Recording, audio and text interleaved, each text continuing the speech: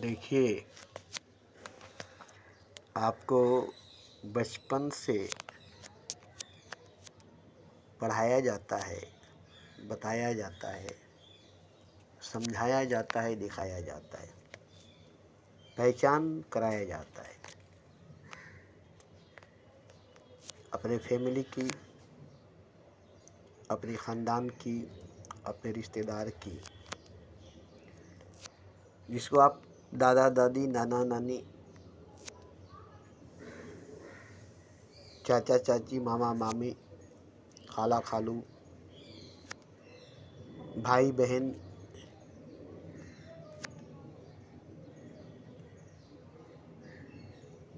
के रिश्ते से जानते हैं।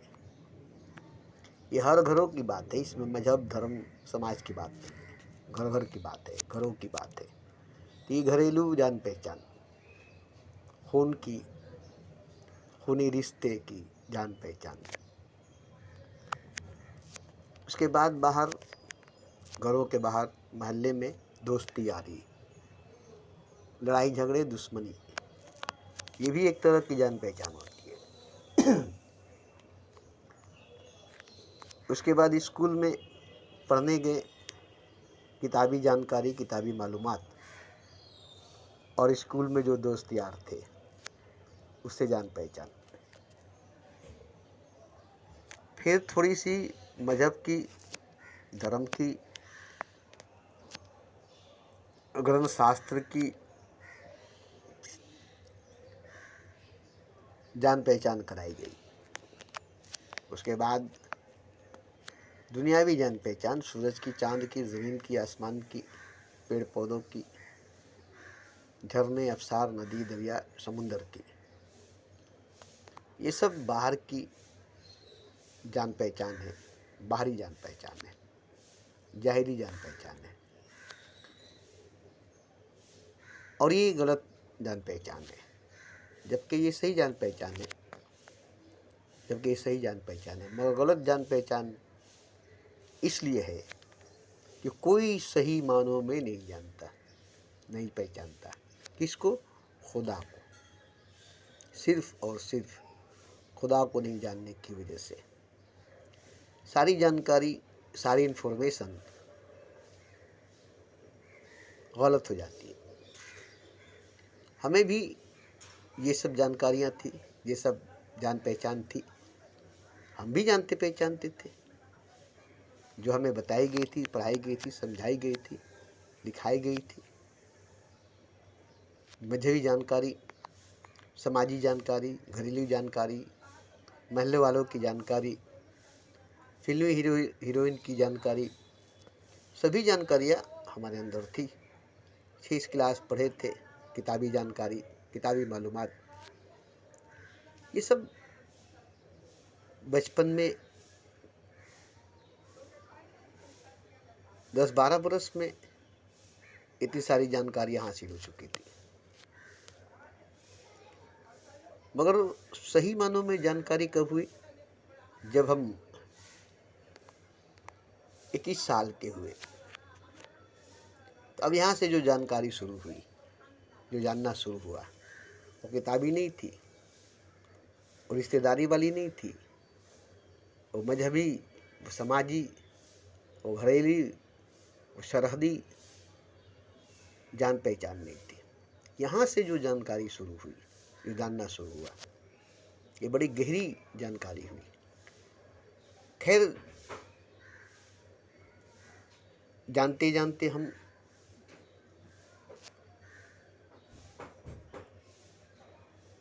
चालीस साल की उम्र तक बड़ी गहराई से डूब करके एक नई तरीके से एक नई जानकारी हासिल होने लगी, रूहानी जानकारी और महापुरुषों की, आत्माओं की, रूहों की जानकारी। सबसे मिलना होने लगा, मेरी रूह जाग गई, मेरी आत्मा जाग गई, और आत्मा से आत्मा की पहचान होने लगी, रूह से रूह की पहचान होने लगी। रूह सभी महापुरुषों से जुड़ गया और सभी महापुरुष देवी देवता, पैगंबर अवतार मेरी रूह से, मेरी आत्मा से मिलने लगे। कि सिलसिला चली 40 साल तक मुसलसल, जिसमें आनंद का जो तूफान थी, मस्ती का जो आंधी थी, वो मुझे झुमा रही थी, गवा रही थी, नचा रही थी। मैं झूमता था, नाचता था, गाता था। तो उसमें दर्द बहुत थी, तकलीफ बहुत थी, पीड़ाएं बहुत थी। क्यों? कि सभी के हिस्से का दर्द, सभी के हिस्से की तकलीफ, सभी के हिस्से का पीड़ा मैंने खुद मांग लिया था खुदा से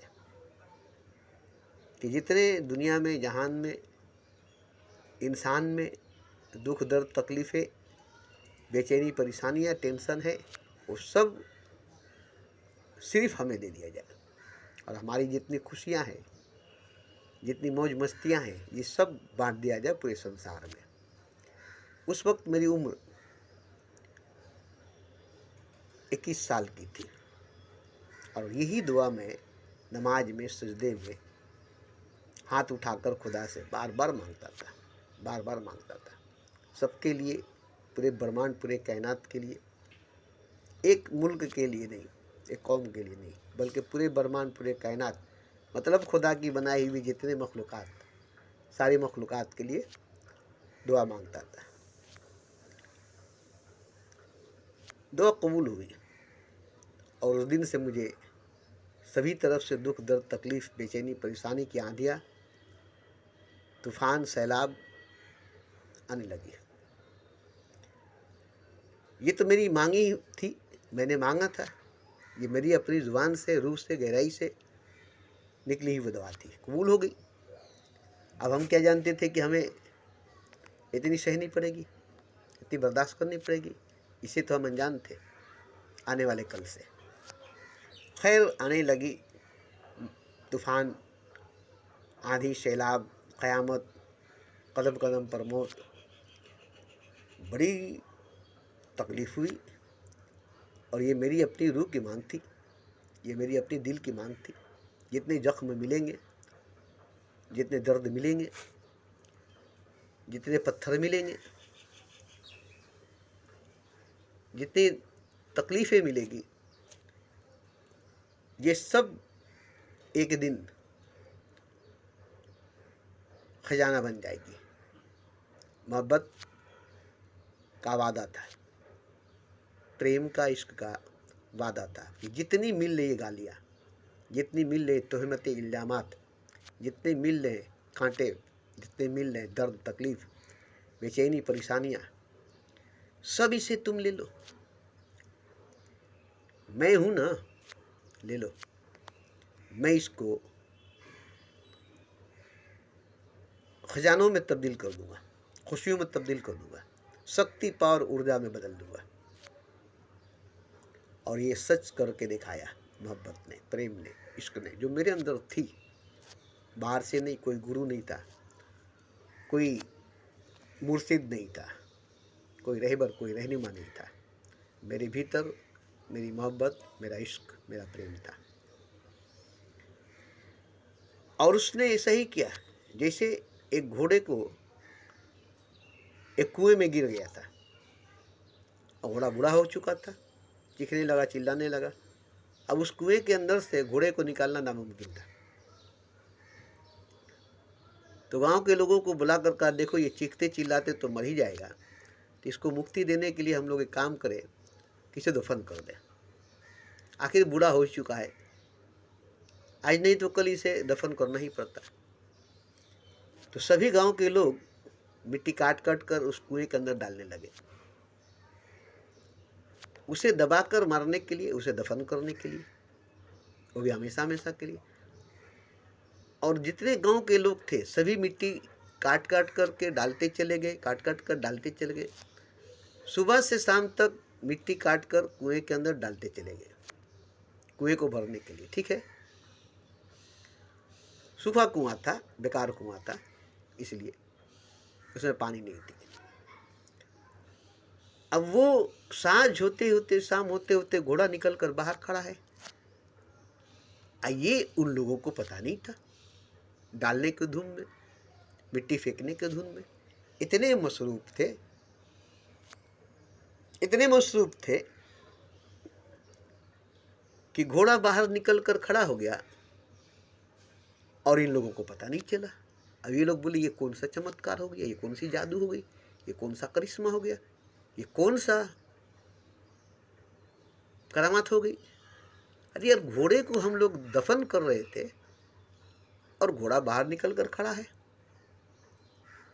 सभी लोग हैरान हैं, सभी लोग हैरान हैं, कैसे निकल गया घोड़ा। हम लोग तो इस पर मिट्टी डाल रहे थे, इसे दफन कर रहे थे। तो उसके बदन पर मिट्टी की दाग थी, कुछ मिट्टी बदन पर थी जिसको वो झाड़ रहा था। तब किसी समझदार को समझ में आया कि अरे ये घोड़ा कैसे निकला, हमको समझ में आ गया। बोला कैसे निकला, देखो हम लोग मिट्टी डालते थे, इसके बदन पर पड़ती थी और वो मिट्टी इसके बदन पर पड़ती थी और ये बदन झाड़ देता था और मिट्टी ज़मीन में चली जाती थी। इस तरह से मिट्टी ज़मीन में चलती चली गई और ये बदन पर से मिट्टी झाड़ता चला गया। तो सारा मिट्टी तो ज़मीन में चली गई, कुएं के अंदर चली गई और ये ऊपर उठता चला गया। मिट्टी भरती गई, कुआं भरता गया और बदन को झाड़ता गया। इस तरह से करते करते करते करते ये ऊपर उठता चला गया और हम लोग को पता ही नहीं चला। ये तरीका नहीं है, जबकि एक तरीका बन गया। घोड़े ने अपने बदन पर जितनी मिट्टी पड़ी सब झाड़ता गया, सारी मिट्टी बदन से उसके पैरों के नीचे गिरता गया और पैरों से ऑटोमेटिकली वो रोता गया और ऐसे करके कुआं भरती चली गई, भरती चली गई, भरती चली गई। मिट्टी बदन पर इसकी गिरती चली गई, ये बदन से मिट्टी को झाड़ता गया और ये मौत के मुंह से बड़ी आसानी से निकल गया। जहाँ मौत थी, मौत के मुंह से घोड़ा आसानी से निकल गया। अब इसको क्या कीजिएगा। ये कई किताबों में लिखा है कि इस तरह से तुम पर मुसीबत डाली जाएगी, पत्थर डाली जाएगी, क़यामत बर्पा की जाएगी, आग बरसाई जाएगी और उसी में से तुम निकल जाओगे बआसानी। तो ये उस घोड़े पर बीती और यही मेरे ऊपर बीती। जो कुछ मेरे ऊपर बरसे वही मुझे ऊपर उठाने के जरिया बनी और कोई रास्ता, कोई जरिया नहीं था। मुसीबत मेरे ऊपर बरसती गई और मैं मुसीबतों में दबता नहीं गया, बल्कि मुसीबतों को पैरों के नीचे दबाता चला गया और वो मेरे लिए सीढ़ी बन गई। ठीक घोड़े की तरह मुसीबत सर पर आती थी और मैं उसे बदन से झाड़कर अपने पैरों के नीचे दबा देता था। मुसीबत पर मुसीबत, मुसीबत पर मुसीबत, दुख पर दुख, दर्द पर दर्द, तकलीफ पर तकलीफ, घाव पर घाव, जख्म पर जख्म, चोट पर चोट, धोखा पर धोखा मिलती गई और मैं उसे अपने पैरों के नीचे दबाता चला गया और एक सीढ़ी बनती चली गई, एक सीढ़ी बनती चली गई और यही मुझे उस ऊंचाई तक ले गई जहाँ जाने का कोई रास्ता ही नहीं था, कोई सीढ़ी नहीं थी, कोई रास्ता, कोई सीढ़ी नहीं थी इतनी ऊंचाई, इतनी बुलंदी तक जाने के लिए। मगर यही दुख, दर्द, मुसीबत, बेचैनी, परेशानी, बीमारी, जख्म, घाव, धोखा, फरेब, झूठ, ये सब मुझे मिलती गई और मैं इसे अपने पैरों के नीचे दबाता चला गया। और ये समझ लीजिए कि जैसे सीढ़ी पर पैर रखते हैं, उठते चले जाते हैं, तो ये सीढ़ी बनती चली गई। ये सीढ़ी देखिए, मेरे पैरों के नीचे मुसीबत की पहाड़ है और मैं मुसीबत की पहाड़ की चोटी पर खड़ा हूँ और ऊपर आसमान है। आज मैं पहुँचा हूँ वहाँ, नहीं दूर जहाँ भगवान मेरी निगाहों से। ये सब दुख, दर्द, मुसीबत, बेचैनी, परेशानी, जख्म, घाव, धोखा, फरेब ने मुझे ऊपर उठाया है, बुलंदी पर पहुंचाया है कोई गुरु, कोई पैगंबर, कोई पीर, कोई मुर्शिद, कोई ग्रंथ, कोई शास्त्र, कोई वेद, कोई अमल, कोई अमाल, कोई सजदा, कोई नमाज, कोई पूजा, कोई पाठ, कोई गुरु की संगति, कोई गुरु की बात नहीं। बस जिंदगी ने जो दुख दिया हमने उसी को सीढ़ी बना लिया, अनजाने में सही। जैसे घोड़े को क्या मालूम था कि कुएं से निकलने का जरिया यही बनेगा, जो लोग हमें मारने की, दफन करने के लिए मिट्टी फेंक रहे, यही हमारे लिए कुएं से निकलने की सीढ़ी बन जाएगी। तो मुझे भी नहीं मालूम था कि यही दुख, दर्द, तकलीफ, मुसीबत, बेचैनी, परेशानी मुझे बुलंदी पर, ऊंचाई पर ले जाने की सीढ़ी बनेगी, दरिया बनेगी। तो हम तो इस तरह से इस जगह पर पहुँचे, इसलिए हम किसी को अपना शिष्य नहीं बना सकते और किसी का गुरु नहीं बन सकते। क्या ज्ञान देंगे? हमारे पास तो यही सब है, कोई ग्रंथ, कोई शास्त्र, कोई वेद, कोई उपनिषद नहीं है। बस दुख, दर्द, तकलीफ, मुसीबत, बेचैनी, परेशानी, धोखा, झूठ, फरेब मिलता गया, मिलता गया, मिलता गया, और हम इसी को लेते चले गए और ये हमें ऊपर उठाता चला गया। और मैं आज जिस जगह, जिस मकाम पर पहुंचा हूं, मैं सबको चाहता हूं कि वहीं पहुंचे, मगर मेरे लिए जो रास्ता है वो रास्ता मैं नहीं चाहता कि सबके लिए यही रास्ता बने। मैं जिस रास्ते से होकर, गुजर कर पहुंचा हूं वहां नहीं दूर, जहां भगवान मेरी निगाहों से, मैं कभी नहीं चाहूंगा कि कोई दोबारा इस रास्ते से गुजरे, कोई दोबारा इस रास्ते से गुजरे। क्यों? कि ये रास्ता बहुत खतरनाक है। आग के दरिया से गुजरना शायद आसान होगा, और उससे भी ज़्यादा मुश्किल रास्ता था ये। लेकिन एक चीज़ है, खुदा तो सबको मिलेगा, ईश्वर तो सबको मिलेगा, मंजिल तो सबको मिलेगी और वो एक ही होगी, मगर उसकी सुंदरता, उसकी खूबसूरती और रास्ते से पैदा होगी। जितनी खतरनाक, भयानक, डरावना, बदसूरत, भद्दा, उबड़ खाबड़, टेढ़े मेढ़े, गड्ढे गुड्ढे रास्ते होंगे, जिस पर कांटे ही कांटे, अंगारे ही अंगारे होंगे, उतनी ही मंजिल हसीन और अजीब होगी। एक ही खुदा सबको मिलेगा, सब एक ही खुदा को पाएगा। मैं भी उसी एक खुदा को पाया हूँ, मगर खुद खुदा ने कहा कि जो मेरी हुस्न, खूबसूरती तुम्हें नजर आया है वो किसी को नजर नहीं आएगा, क्योंकि तुमने ऐसे रास्ते से मुझ तक खुद को पहुंचाया है। मुझे हसीन, मुझे खूबसूरत बनाने के लिए तुमने जो रास्ता अपनाया है, उस रास्ते की वजह से मैं तुम्हें इतना खूबसूरत, इतना हसीन नजर आता हूँ, वरना मैं इतना खूबसूरत नहीं, इतना हसीन नहीं, इतना अजीब नहीं। तुमने मुझे इतना खूबसूरत, हसीन और अजीब बना दिया है। ऐसे रास्ते से गुजर कर, ऐसे रास्ते से गुजर कर तुमने मुझे इतना हसीन, इतना खूबसूरत, इतना अजीब बना दिया है। जैसे कोई शहरा में जून के महीने में भटकता रहे पानी के लिए, और उसे कहीं एक घना पेड़ मिल जाए और एक गागर ठंडा पानी मिल जाए, उससे पूछिए तो कहेगा कि मुझे जन्नत मिल गई और मुझे आवे जमजम मिल गया, अमृत मिल गई। उस घने पेड़ के छाये में बैठकर उस घड़े से पानी पीने पर उसे वहाँ जन्नत नजर आएगा, बोलेगा जहन्नम से गुजरा हूँ और जन्नत में पहुँचा हूँ। जबकि वो जन्नत नहीं है। मौत से पूछिए, जन्नत से भी हसीन है वो।